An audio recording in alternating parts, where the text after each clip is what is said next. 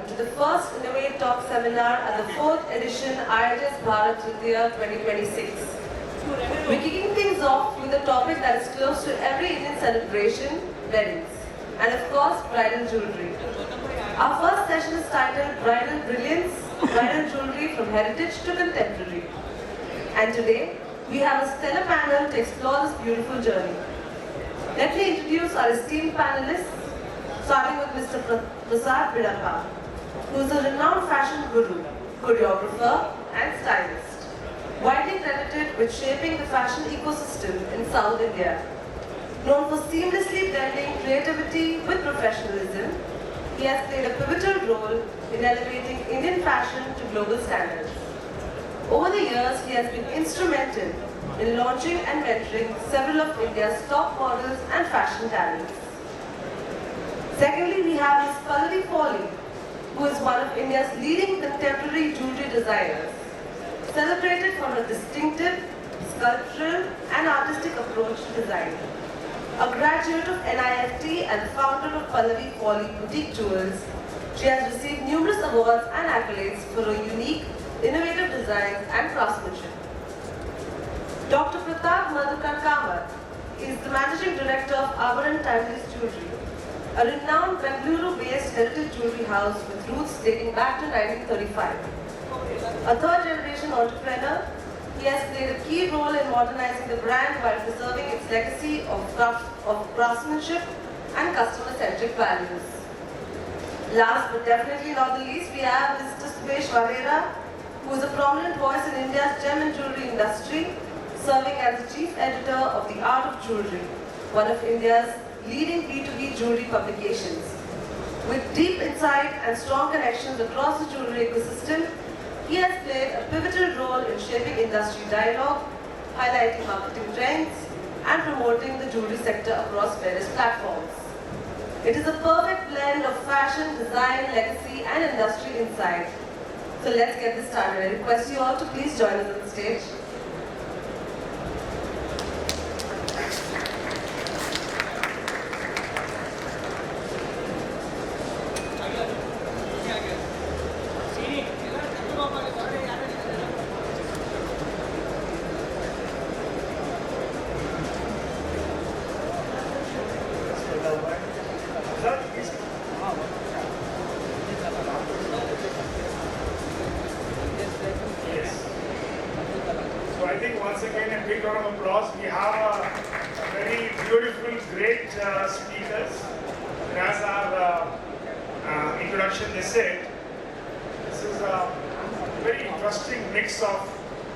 Experts from fashion industry, from design, from retail. You can ask for more, right? Each one of them have their icons from Bangalore, others from South India. And so I have this privilege to thank you very much, Prasad, and all of you. Be here on a Sunday afternoon. I know it's difficult, it's not easy, but you have made it. And thanks TCC for inviting us and hosting this seminar. I've been asked to get some insights from you on the bridal jewellery and the heritage to contemporary. Just to put the things in perspective, in our jewellery business, retail business, bridal is a very major category. It's a very important category. I think Pratap and Palvi can tell more. As per my estimates, 30-40% business in jewellery industry, jewellery retail is around bridal. And it is probably starting from the basic Mangalsutras to the bridals, to the relatives, to the close family, is a big occasion. So Prasad, starting from you, you have seen the whole fashion landscape, you work with big other brands. What kind of trends and shift you are seeing today in bridal jewelry, especially when we have things like quality, things like even lab-grown entering the bridal jewelry. Please share your thoughts on the current market trends in bridal jewelry. Good afternoon, everyone. Thank you for inviting me. I'm really honored to be here, Subesh. And today the luxury market is what is defining everything. Everything is about luxury, whether it comes into design or jewelry, clothes, shoes, bags. Everything is luxury. And I think jewelry is very much at the apex of the luxury pyramid because it's just so precious. And of course, I come from a country where Indian women own more than half the world's gold, if I'm not mistaken. You know, I can see all the beautiful women, they are all in real gold. And so we are a country that's way ahead of everyone else. Like in America, you won't find women investing in jewelry like this. And even when they do, they tend to invest in brand names, but I don't think that the value of the jewelry that they're buying is equal to the amount they're paying. But in India, I feel that the worth of the jewelry that you buy is very much what you pay for. You know, it's something that I think Indian women force the issue and say we will only buy by weight, we'll pay very little for design making charges. So all in all, it's a very good purchase. And lately I've been finding that in the luxury market, that a bride especially, because you see bridal is the definition of luxury. That in India, even if there are not people who, you know, who consume a lot of jewelry, at the time of your daughter's wedding, you wind up spending more than I think you ever will in all your life. Bharat, I'm sure that resonates. I agree with me a lot with my daughter's wedding, so I know how that works. So the jewelry market in India today is getting redefined in many ways. I feel that younger women, even though they may not want to wear very traditional jewelry, at the time of their wedding they have to wear traditional jewelry. You can't wear very modern sort of jewels and get married in it because it's not going to suit the kind of clothes you're wearing. But I must say in the fashion industry, the one advice I always give women is buy your jewelry first. Don't buy your clothes first and then have a difficult neckline which is going to be very difficult to find the right piece. But if you buy the right jewelry, because that's what's going to last. It's not the bridal garment that's going to last over the years, it's the jewelry that's going to last, appreciating in value year by year. So I always feel that becomes the most important purchase of a woman who is buying either for her daughter or herself. I think that you really have to choose your jewelry and the clothes come secondary to that. Very interesting insight, I think. So jewelry first, right? So whenever the bride says, let me come and choose, connect with my, clothes, no, first jewelry first. Bharat, coming to you, I think you must have been associated and been part of so many bridal collections, celebrations. But today, what is the kind of the influence social media is making? Those Instagram reels, those Ambani weddings, and the film stars coming in, totally changing into quality designs. So, what is the influence of social media, and what has been your experience working with the new brides? Thank you first, Sumesh, for having me here. This is such a lovely panel. I'm so lucky. I've been so lucky to have been a part of the precious moments of people's lives, especially like their weddings and moments. I sort of see a reset in the whole mode in which bridal jewelry is being bought or thought of. What happens mostly now is that the decision, though the parents pay for it, sometimes the bride and the groom pay for it themselves, but at the same time, it is a decision between the couple.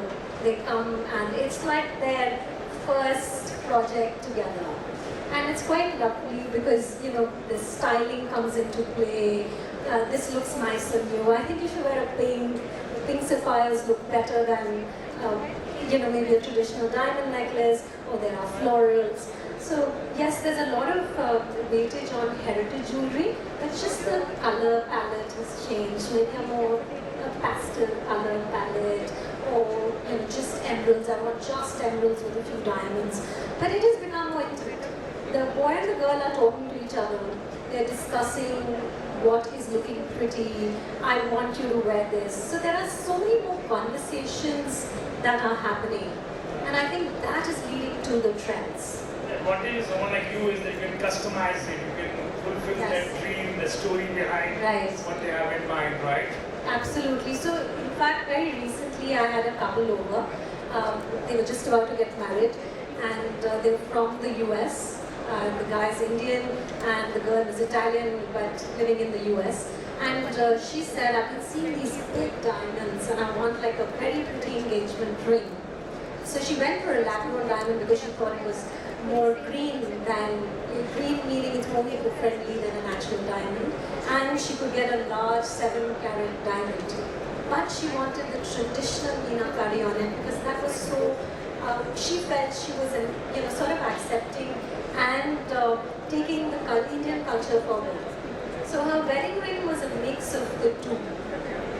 So I'll come back to that, how Alia Bhatt's wedding bridal look changed the polki demand in India, and of course our Ida Mani of late, her emeralds have been so demand in Indian market. We'll come to that. So tell us typically, like what percentage of your demand comes from bridal jewelry, number one. Number two, considering the hike in the gold prices for the last couple of years, what kind of a shift you're doing? We keep on talking and hearing about lightweight, but when we come to it's like IIJS, there are like huge pieces, 300 grams, overwhelming 500 grams. So is that, how is it coexisting? What is going on in the market? Thank you for having me here, Sumesh. So I'll share my perspective. Of course, like Mr. Prasad said, he spoke about the fashion bit. Malavi shared her perspective. For us, I think more than 60% is still bridal jewelry. So 60% of the jewelry we sell. 60% of your sales? Yes. Wow. Is for a wedding. It is for a wedding purchase. And a few shifts or changes we have observed in the last few years is that social media has played a major role in decision making. So earlier consumers used to come to the bride or the bride's parents used to come to the store, and the journey of purchase began there. Whereas today the purchase much before they enter the store. The Gen Z, the young girls look up social media, look up the net, have access to so much information, and they very clearly know what they want. So when they arrive at the store, they have, they're very clear as to what they want to purchase. And in fact, when you talk about jewelers also, specific to a city like Bangalore, so each jeweler would be known for one type of jewelry. Someone would be specializing in, say, diamonds, someone would be in polki, someone would be in temple heritage jewelry. So what I've seen is, one is the bride's journey begins much before they arrive at the store, and they very clearly know what they want. They pick and choose. So gone are the days where they'll come and buy everything from one place. So they want a specialist to assist for specific products. They'll say, okay, we go to ABC for temple jewelry, we go to XYZ for diamonds, and if there's something else, some lightweight stuff they want to have it from another designer who curates or probably designs. So there's a significant shift in the purchase patterns of the young brides. And see, I've been in business 26 years now, and I can tell you in 99, 2000 when I joined business, so back then, usually it's the patriarch, the father or the grandfather of a family who decides, who used to accompany the entire family to buy jewelry. So there'll be, patriarch's wife, there'll be daughter-in-law, there'll be grandchildren, girls. So they'll select one design and they want 8 pieces or 10 of the similar kind. Whereas today, everybody wants something different. Everybody wants to go to a different jeweler so that there is no mix or similarity in the designs. So these are the trends we are seeing. But for us, across our 3 stores in Bangalore, bridal is still 60%, or the wedding related purchase is still 60%. The impact of the price rise is going to be. Well, price rise has affected. It has affected. See, but fortunately, prices were up at 19,500 just a few weeks ago for 24 carat per gram gold. And today it's at about 14,500. That's like a 25% drop, a significant drop. So I think the season ahead is going to be good. South India, the wedding season is usually in April and May. And I think we are looking forward and hoping for a good season ahead. But I think the challenge has been to achieve a lower grammage, a lower weight for the product, not compromising on design. And I was here yesterday too, and I think all manufacturers here, I was talking to my dear friend Mr. Chetan also, does some fantastic diamond jewelry, how he has innovated and been able to achieve a lower grammage to make it more affordable to the consumer. Same look without compromising on the design and aesthetics. Yeah. Since you work more with a fashion brand, let's say like Versace or Ferraris, For a normal retailer in India, we have 3.5 lakh retailers and huge number of manufacturers. So from a fashion perspective, what would be your suggestion? Today, this is the bridal jewelry trend. Focus on say 1, 2, 3 things. Anything you would like to give from your expertise to them? We often style brides who come to us asking, what kind of jewelry should we buy? We tell them, see that whatever suits you, but make sure that you have one gold set, you have a diamond set, and you have a colored stone set. Because then you can go through life with 3 basics that will always stand you. All of our suppliers are happy. That's the way to do it really, because there's no point in a girl having at the beginning itself 2 diamond sets, because they might look very similar, but it may not go with everything that she has. Right. We always recommend that you buy a gold set of temple jewelry because that's something that will look dramatic, beautiful, and a diamond set when you want to be contemporary, when you're wearing a gown or you want to wear something modern, and have the colored stones, because if you have 3-4 colors in it, you'll be able to match a lot of outfits of yours. So that's the most sensible way of buying. So we tell them how to buy it, but some can afford a lot more, some can't afford very much. So we also have to look at that aspect of it. And the Isha Ambanis and Nita Ambanis of this world can afford anything that they want.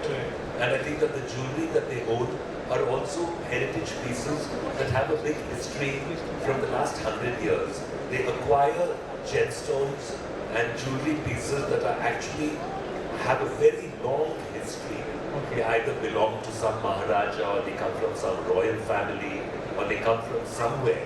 So the Ambanis tend to buy jewelry that has a very storied history behind it. But to the ordinary customer, they want good value. And I feel that the trust aspect is very, very strong in India. That once a family trusts a jeweler, you go back to them time and time again. That's why new jewelers always have a problem about selling. They don't have a database of, a lot of people who trust them that much. So I think that if you can do something for the consumer, do it. Like for example, I've always wondered why we don't have a gold bank. And we come to a jeweler like Chethan or Pratap, and we say, okay, they're going to invest 10 lakhs in your gold bank, and you keep the 10 lakhs, but we will borrow jewelry and return it to you, so that we'll have different things to wear when we come out. So I think they'll happily do it. Must do it, because you can do it, because we're a country of almost 1.5 billion people. Yes. And there is a whole emerging kind of a scenario with young girls growing up, buying jewelry themselves, not from your parents. You're buying it from your own earnings. Yeah. So I think that you have to help girls like that. Sorry. So if I may move to here, so if I may, Malavi, see, what Pratap is saying is yes, one gold big necklace, one diamond big necklace is a must. But typically in a bridal is always in the back of her mind, I wear this only on a wedding, then you go in and lock her. So she prefers something which is kind of a modular, it can be interchanged, and also something probably not even precious nowadays, because it's just for a one day, and then with the same money she may like to go for a holiday, or buy a new fancy car, or put it in a mutual funds or investments. What are your thoughts on this little bit of I don't want to say conflict, this rationale in the bride's mind when she's going for a big set which may not be used again and again? Yeah, so the bride, I think it's a redefined bride today. She does want to wear a tradition, but she also wants to at the same time wear her personal brand. In the sense that every person is their own. So she wants things that are very her. So that shift has happened. So it is that identification with, is this piece of jewelry really me? And that has stepped into the jewelry, wedding jewelry market very, very intrinsically and deeply. Every person identifying, is this me? Is this my kind of family? Does this look royal? Is this going with my style? It could even be the inspiration. The other aspect of the deconstruct really that has happened is that what is the storytelling behind the jewelry piece? Do I like swans? Am I inspired by a more fairy tale style? Am I inspired by a more wild look? Is it more royal? Like Prasad was saying, is it very gemstone heavy? Do I like colors? Is it more tutti frutti? So whatever it is it more navratna, just diamond? So that is the other aspect. Who am I, and is that piece of jewelry really relating to me? And lastly, the most important trend that I sort of see happening is a trend of layering. Layering. So it's not just one piece. A lot of times you see people wear a lot together. And it could be a kundan piece with a string of pearls, wear it with something else. So the layering is a big trend. And how that is done is where you blend a lot of your pieces, you wear them together. And it looks really nice. Perfect. So Bharat, from you, I'd like to know from as a retail experience for a bride's family which comes for shopping, not just Abharan, as a retailer, what are the ideal things to look after in terms of starting from the right inventory? You do have a special staff training for a bridal jewelry sales, or do you have network and special saloons inside your showrooms? So how does it can help the retailers gear up for this bridal jewelry segment? In fact, Sumesh, that's the greatest challenge which every day we are trying to, up the ante, learn and try to improve. But I think most important is the experience when they enter. So at our flagship store, we have an entire floor dedicated to bridal and heritage jewelry called Bridal Bliss. So one is first is segmenting, rather segregating it is very, very important. So the customer gets a complete different experience when they're coming for mid-range and high-end bridal jewelry.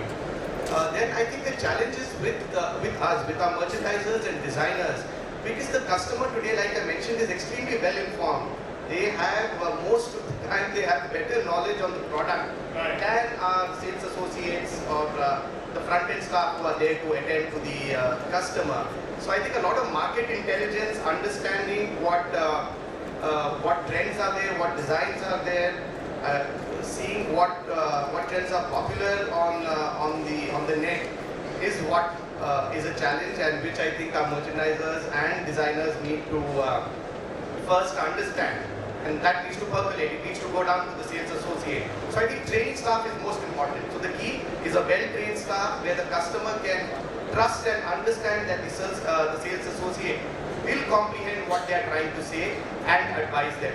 So a good in-store experience, very good trained staff are two key factors: front end, back end, market intelligence. You need to know the latest trends. You need to know what is happening, whether it's in the domestic market or globally. And I think today with social media and the internet, it's very easy to know next second what's happening in fashion capitals, whether it's Milan or New York or wherever it is. Not that all those trends are immediately implementable in the Indian context, but still people have access to that. What I'm trying to say is there's access to information, and our people need to be very well informed, which wasn't so a few years ago. Right. You could sell, you could tell your sales associates that this is the stuff that we have, this is what you have to sell. Today you can't do that. You need to know what the consumer wants, because they are coming with a very well informed mind. And catering and addressing it's a challenge and opportunity. It's a huge challenge, Sumesh. And every day we are trying to improve on that. That's my perspective. That's why we have some retail exhibitions for you retailers to get the best of it. Absolutely. So we'll do is one small quick fire round, Prasad, with all of you. So one word to describe today's bride. One word. One word to describe today's bride is that she's very self-opinionated. She really has an idea of what she wants. You can't tell her what to do. She knows what she She's wants. one experience is me. Yeah, it's about her. We want the same for you. Yeah. One word to describe today's bride. Personal brand. I think every bride wants to be herself and doesn't want to really copy a framework. I think so too. Maybe it's a different adjective to the same things, but I think it's very picky and very individual, so they know what they want. So these are two phrases, I think, which are... So it becomes all the more again coming to you as an opportunity and challenge to bring new designs to them every time they come to you. Yes, absolutely, because whenever there's a challenge, there's an opportunity there. I think we need to look at the other side of the, other side to see what this challenge and where the opportunity for us to grow in that is possible. Wonderful. The the next question in the same quick fire round is heritage or contemporary for bridal jewelry? For me, it's a blend of the two. I would really like to see both happening together. The way Bharat said, you layer different necklaces together. It should be a mixture of traditional and modern. There's no point in acquiring only traditional jewelry or only contemporary jewelry because it may not reflect your lifestyle. So I would suggest a blend of both. In the same piece or using two different pieces? In different pieces. Different pieces, sure. I would say redefined heritage, which basically does mean that taking our heritage forward in new ways. So whenever I'm designing, I sort of try and take, it's not about making it traditional, it's about making sure that it becomes relevant for us today. And how do we move forward on those crafts? Is it heritage or contemporary bridal jewelry? I think it's both, Sumesh, because it depends on the outfit. So someone wearing a traditional sari, lehenga definitely wants traditional jewelry. And no, I'm speaking because I have a 23-year-old daughter who's also here, and she keeps giving me lots of input. So there's a lot I learn from her to understand how the Gen Z is thinking. But I think both, depending on the outfit, both are equally relevant and important. But there's a lot of fusion happening, like what Pallavi and Mr. Prasad mentioned. So Prasad, you mentioned that they should have both gold and diamond set as in bridal jewelry. But if one you have to pick up, gold or diamond? Well, if you want the value to appreciate, then it's gold. But if you want the flash and the fancy look, then it's diamonds, I suppose. But you can pick any third precious metal also. Let me just pick design. As long as it's like really, really different, I'd go with it. Gold or diamond? Pradhan is? I think both, Sumesh. I'm midway. So. Diamonds have more margin, Pradhan. Yeah, yes, but still, but the Indian consumer is very price conscious, very investment conscious, and the volumes we have in gold today is purely because there's an investment value to that. Diamonds still haven't got that, but then diamonds have beauty, so just a stone which is over $1 billion. I'm sharing for Pradhan, not because his good friend. He's also one of the best salesmen I've seen. I've seen the customer coming in, come to buy one product, one necklace, at least 3, he will somehow pack it. I said, please take it, don't worry. Are you sure it's not about his good looks? Yeah, partially that. Very kind of you. Alright, so we have one or two questions that will open the floor. Yeah, so I think I have covered most of things. Would you like to, since you used to deal with lab growns now, are you seeing bridals comfortable with lab grown diamond jewelry? Absolutely. Yeah? In fact, there is a whole shift that I see towards lab-grown diamonds. One, the sizes can be so much larger, and you're able to get that very glam look. Since everything is moving so much more about styling and look, it's more about how it comes through. So the sizes definitely on engagement rings, 7, 8, 10 carat diamonds are always happening. Not to say that natural diamonds are not selling. Both have their own market, and there has been a huge shift definitely towards lab-grown diamonds. Also, this whole generation, I think, thinks more about the environment. And there is a drive that, I want to buy a lab-grown diamond and I'm being environmentally friendly, or I'm keeping the environment safer for the next generation. So That aspect of the conservation and that and the price. Plus, you're moving towards look.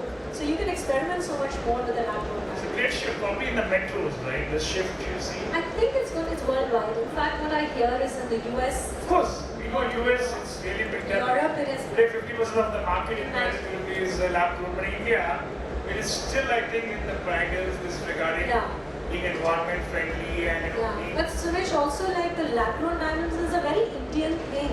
I mean, the manufacturing of the diamond is happening in India. It is made in India. So there is an element of pride in lab-grown diamonds.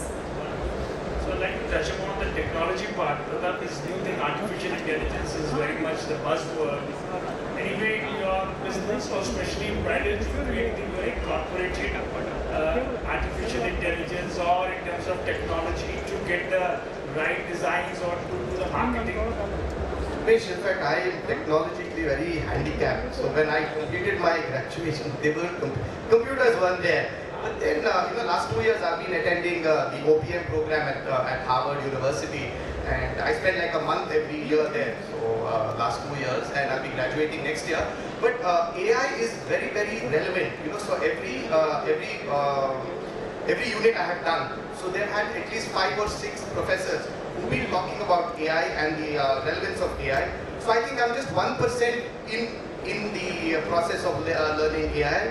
But I think there's a great scope to that. And with that 1%, there's so many things. For example, I remember last year, I was at the Hong Kong show, and there was this lovely product photography unit which was there, about 4.5-5 lakhs. It was so amazing to know today you take an image of a product, then you need a copywriter to write about it, you need to identify the stone, you need to tell the copywriter what stone it is, what kind of, what's the Description about that. This product is so amazing. I was amazed because I'm technologically very backward. You take a picture, next second, within 2-3 seconds, it gives you a clear description, which can go on Instagram on your company Instagram page. It makes nice lines for you. It does. This is like 1.5 years ago, and I think this is because of AI. But I think there's also a challenge. You can't totally depend on AI. AI should be used as a tool for benefiting you, because there's so much of information that is there, and sometimes it could be biased also. This also I've learned because of the course I'm going. I was just told that it is possible, but in an individual capacity, I am at 1%. It's a huge lot to learn. Because retail will catch up later. I think for me being a designer and also doing in-house manufacturing, I started using AI, especially with the bridal jewellery collection, anything. Any thoughts? No, absolutely. AI, in fact, I went back to thinking about it, and there have been a lot of design debates on the topic that will designers get irrelevant in the future? Right. Will AI take over? But at the heart of everything, creativity is something that really cannot be replaced. So if you're going to strategically think, this is what I want, this is where I need to be, AI could give you an option. But that whole idea of being able to sketch that idea, I really want this for this customer. I envision this. That envisioning is hard by AI. So yes, there will be There will always proliferation. a human part.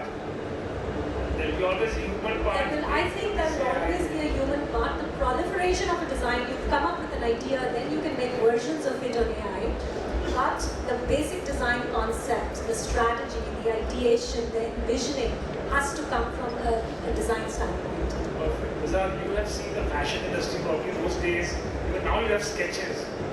And you are like, any guesses what is Bharat's age? As per my estimate, he's just sweet 72 years old. So at 72, what do you see this technology coming? Are you adapting it or you're saying no? Added on a few years, I'm 70. So. Just 70, okay, fine. I just wanted to But it's very interesting that, AI is something I feel, as Pallavi and Pratap both said, the central core idea is human. And then AI can build on You that. look 27, but actually Sorry, go ahead. Thank you. So I feel that the core of the idea always has to be human. Okay. It's the way you prompt, the way you put an idea together. I use it a lot for research, because in the old days we spent weeks doing research on a project. If I had a textile project, I had to go to the library, had to sit with 10 different books to get the information. Today it's at the click of a finger, so it saves a lot of time. And it gives you different viewpoints of the central idea. But for me, the central idea is always human. I feel that nothing can replace the human hand and the human thought. You know that AI doesn't have a sense of humor. You all know that? AI has absolutely zero sense of humor. You can ask it to tell you jokes, it will tell you the worst jokes in the world. I mean, like worse than that jokes, AI has no sense of humor And at all. I think at the manufacturing level in our industry, we don't have a manufacturer on the panel.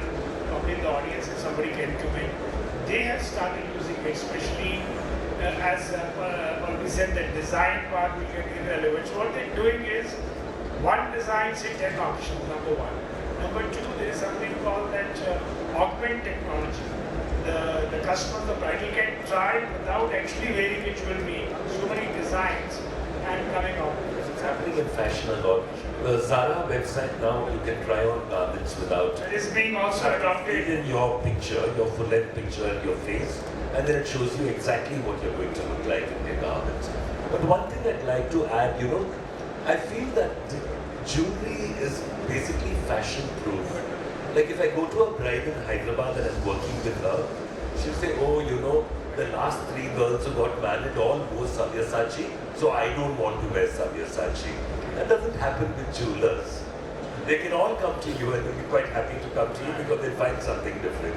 But with designers, there's a big name thing, So they say we don't want to wear Tarun Tehliani, or we don't want to wear Sumit Verma, or we don't want to wear this because the previous bride wore it. But with jewelry, I don't think that happens really. Perfect. I think Innov8 is here from TJPC. Innov8, something for bridal jewelry research for one annual event, because as Pratap's feedback, 60-70% of the sales come from bridal. So we need some more in terms of what you can say, it could be research, it could be the market intelligence, so that we get to the consumer with the right designs for the bridal jewelry. This is a suggestion. You do design event every year, right?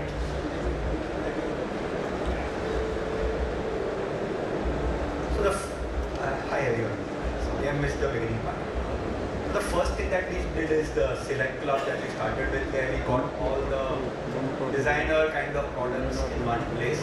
So that becomes the starting point for bridal jewelry, heritage, whatever. It's the hall 3. It's in hall 3 over here, in GOV2, in Premier also and Signature also, and everywhere you're going to continue with that. It also becomes very, it's addictive and it's infectious when you see other people what they are doing in the same place. So that is one step that we have taken. The other thing is that we are in the process of signing an MOU with NIF, and they are going to do a trend study for us, specifically only for the jewelry industry. And we are just about to sign that MOU. It's finalized. We are just waiting for the ministry and approval. Once that happens, then every year we'll have a trend study done by the NIF Institute. They really come out with very good quality of data, and that will help, I think, bring this thing forward. Like you said, even today's modern bride, they love jewelry. In India, we are very blessed that even the youngest people, maybe abroad, they don't care about jewelry, but here, they want their bridal. Initially, they might say, no, not this, not that. They all love our heritage, they love our culture, they love our jewelry. So we are blessed that at least for the next foreseeable future, this industry is going to have a great potential. Nice to hear that, because I always believe, whether Palvi will agree with me or not, a little bit of a creativity with a scientific approach can make a lot of commercial sense and more value for the industry. I think we'll open the floor for questions. Yeah, thank you, Prasad sir, for giving such a nice insights, and Pallavi ji giving nice insights. Pratap sir, I think one of the most unique stores you have in the Bangalore. I think after being one of the most fantastic flagship store, whenever we enter, we love the ambience, what you have created. That plays a very important role, what I understand. I want to know what is the future of natural diamonds, because you're a hardcore natural lover. And I have seen that, the bridals, even as a manufacturer for the natural diamond jewelry, I want to see what is the future of natural diamonds, because a lot of people are talking about XYZ. What do you see, where we stand, and what do you see the future? So I just want to know. No, I don't name it because I don't compare. That's a different high quality of jewelry, which I don't compare with natural diamonds. Sorry to see you guys. No, my perspective is extremely personal, but I personally believe there's a fantastic future for natural diamonds. See, there was confusion, to be very honest, there is lab grown and there is natural diamonds. There was confusion last few years because of the way lab grown was being marketed. But, and that's why people were confused too. They said if you can get the lab grown for 1/10 of the price of a natural, why not buy that? And why not get a bigger stone? But then the federal law in the US, they are very clear. You can't sell a natural lab grown diamond as a natural today. You have to clearly state it's a lab grown. in India too, BIS has brought a regulation that a diamond, which is a natural diamond, can be called a diamond, but a lab grown has to be labeled as lab grown. So with this clarity, as we go ahead, there is going to be a clear demarcation between lab grown and natural. Natural will have its fantastic market and demand. Lab grown also will grow on its own. But personally, if you ask me, I'm a natural diamond guy, and I would always prefer that. But as a business opportunity, I think lab grown is fine. No, I'm sure there was, I think Suresh Bhai was like, see, this is both going to run parallelly. That's a different market, this is a different market. There's no comparison. I think we all have always a wrong comparison with natural lab grown. That is going to stay. But why I was asking you, because I know you from so many years, and you have been so strong in the natural diamonds. Ever you thought of opening something optional, or you're going to be No. I have never thought of lab grown at all. For me, till date, and I'm sure for the next few years too, it's going to be only natural diamonds. And having done my gemology way back 25 years ago at GI in New York, I know my passion with natural stones and diamonds is very immense. And I'm a hardcore natural diamond guy. Thank you, Bharat sir. Thank you.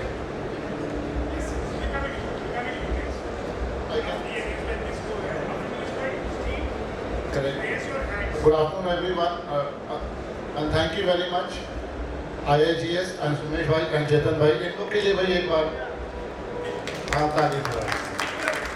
And for the speaker, my question is for Pratap. एक तो you look so handsome that कुछ वहाँ सवाल ही नहीं पूछ सकते. आप ऐसा मत बोलिए. You are so handsome. अब क्या पूछें इनसे?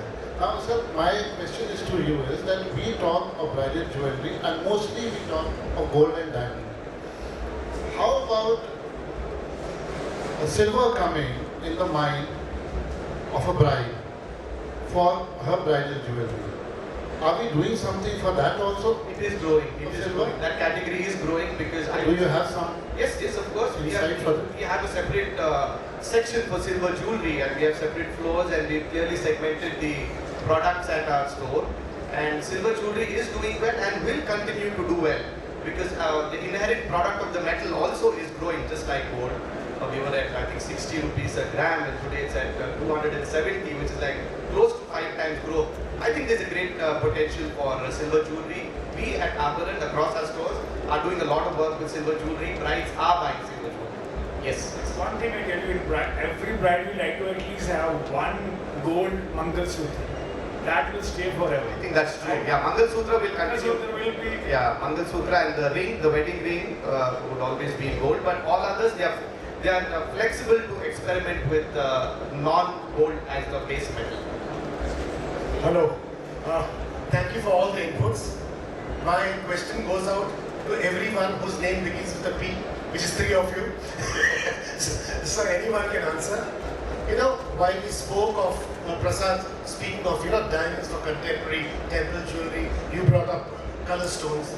I want to know whether this conversation was restricted to metros, big cities, and a higher SEC, social economic classification, or across India, because we have many nations, economically and socially. I just wanted to get an idea whether these trends were just city specific. Yeah, I think that today what has happened is that there's been a blurring between metro and non-metro. Today, big brands are targeting tier 2 cities.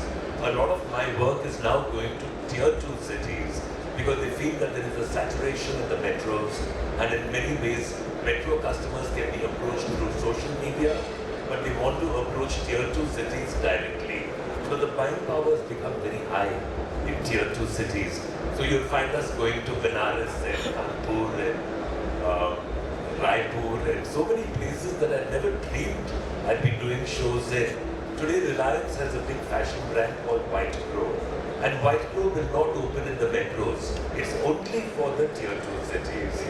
And then I come from a community of Kodavas in Kur, and we have a lot of traditional jewelry.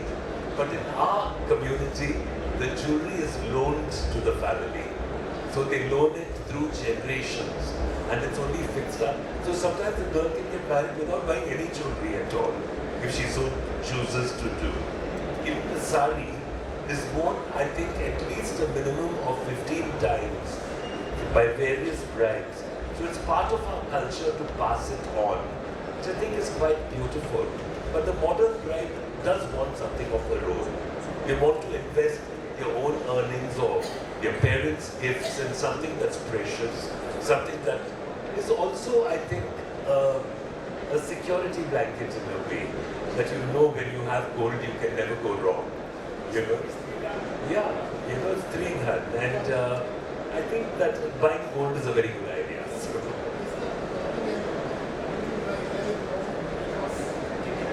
I think so. I think coming back to what Suresh was really saying, that because of the social media, there is a whole understanding of fashion and trends that exists across the nation. And it has become pretty, I would say, blanket across. Absolutely, democratization, because like what Pratap said, you know, it is there when the bride walks in, she knows what she wants, she's already seen what is in fashion, she's looked at what's in fashion. If she's going to, you know, wear it for a dinner or whatever that's happening at the wedding, she knows what the styling is going to be. She's already put together. So a lot of times when I have people coming to my store, they already come with a mood board of sorts. You know, it's a Pinterest mood board which says, hey, I'm going to be wearing this particular outfit, I want this dress, and these are my shoes, to the last detail what my hairstyle is going to be. So the look is fully in place. It's not, it's a detail, yeah, and it's a detail to the type of hair color that would go, you know, what kind of streaking would happen. Nail color, I mean, it's all now, and the bag you carry, the shoes, and it's everything. It's not just the jewelry. So being well put together is become very important for a bride, I think, across our country. And not just a bride, I think most women are becoming very particular about it. So the stylists are another very important thing. I mean, a lot of brides come with their stylists. But I already have this in, you know, in my mind. This is the look I want to achieve. Do you think you'll be able to do something very specific for me? I just rephrase that question to you, Bharat. You also get customers from tier 2 cities, from your native towns.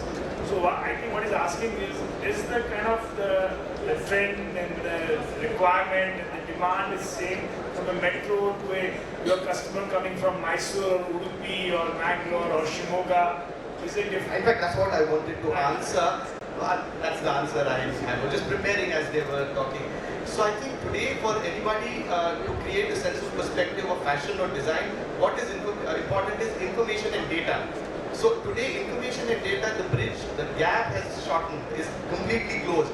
You have information and data on social media, internet. So there is absolutely no difference between a tier 2 or tier 3 because they are instantly aware of things happening globally and they want to make it relevant to themselves. So something in Milan might not be totally relevant to them, but something happening in Bangalore or in Bombay or in Delhi is relevant and they'll adapt to it instantly.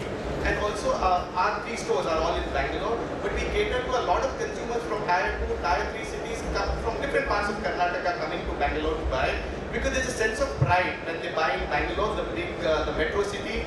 I mean, maybe the same product is available there too in their city, but their sense of pride in buying from a big city is there. And to showcase our products and merchandise better, last 1.5 to 2 years we've been having shows to showcase our jewelry, trunk shows to showcase our jewelry in tier 2 and tier 3 cities in Karnataka to begin with. Response has been immense. It's done very well. So I think the gap has narrowed. There is no difference. The sense of fashion is there everywhere.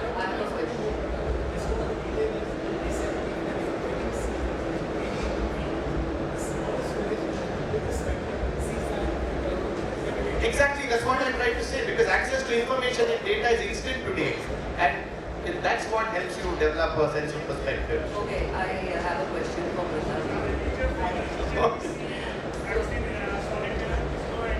Okay, so I had visited your store for research 20 years ago. 2015, and that was the time I must say that Bharat's store, showroom, flagship showroom, was one of the finest because he had already dedicated a space for bespoke jewelry with computers and all in place for the designers. My question is, how have you progressed from there further? Have you even engaged the stylist, even from what Pallavi has told just now? That how are you giving So what I have done is, I have hired my daughter to do this for me now. So 1 year I have hired her, so that's the greatest. So that was a challenge I was facing, because I think as men think differently when it comes to merchandising, women think differently. So my wife and daughter have been very active in business, and the first thing I did is, she completed her graduation last year. I hired her first to be able to assist us and get into this entire fashion transformation, digital transformation, and to be relevant, because I can't think like her, but she's thinking like the Gen Z, which is going to be our consumer in the next 10-15 years. Because today, maybe individuals in the 35 to 45 age group bracket are the high spenders up to 50. The next 15 years are the ones, the Gen Z today. I mean, the girls, the young women in their 20s are going to be big spenders. So I think that was my greatest achievement. She studied in the US and agreed to come back. So that is my deep investment for now.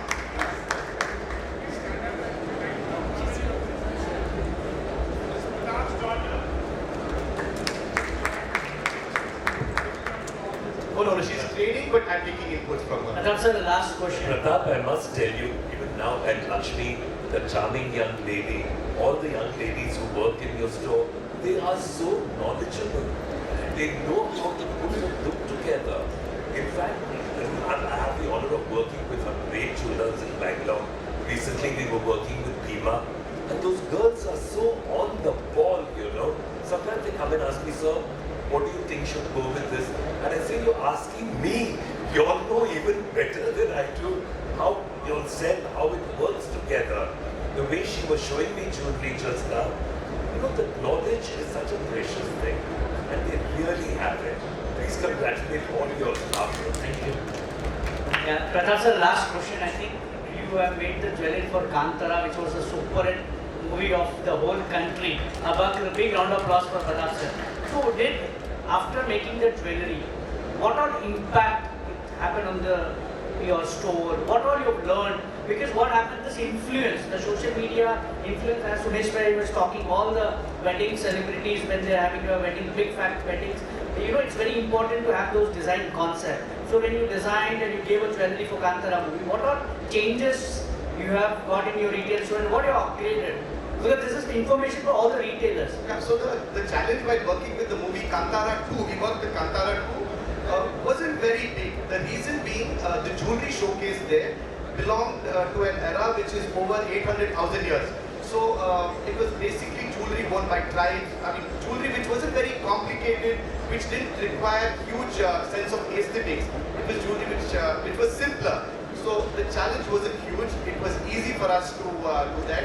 Why it was relevant is because the legacy of the Bhuta Kola that is showcased there belongs to coastal Karnataka, what we call Karavali, is where we belong to, which is where my grandfather started business in 1935, and we wanted to continue that, continue and showcase that legacy with our brand, and that was the primary reason for us to associate with that movie. But it did extremely well, and the jewelry, of course, is not very complicated, but highly appreciated, and that was a great association and collaboration for us.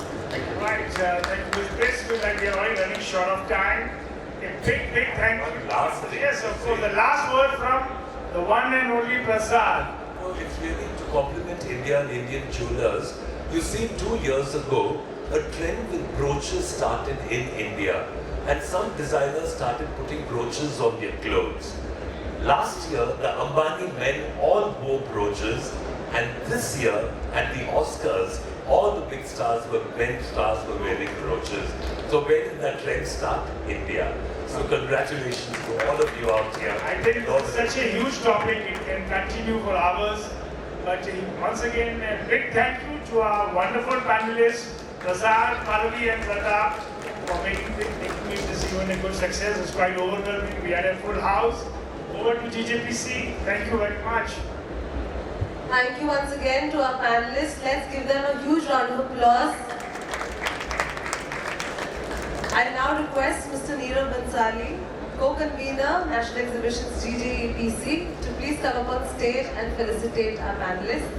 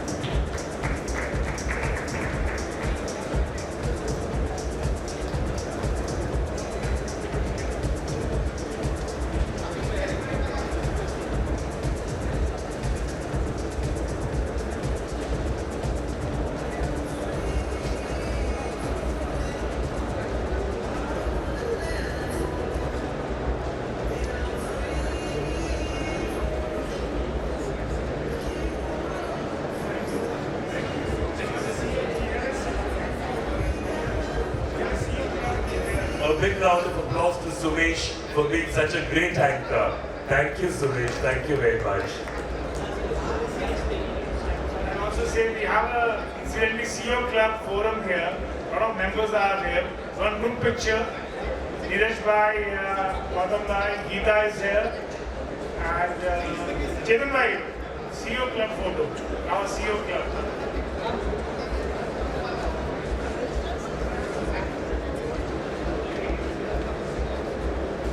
Request you all to please stay back. We have another interesting session coming up, the AI revolution.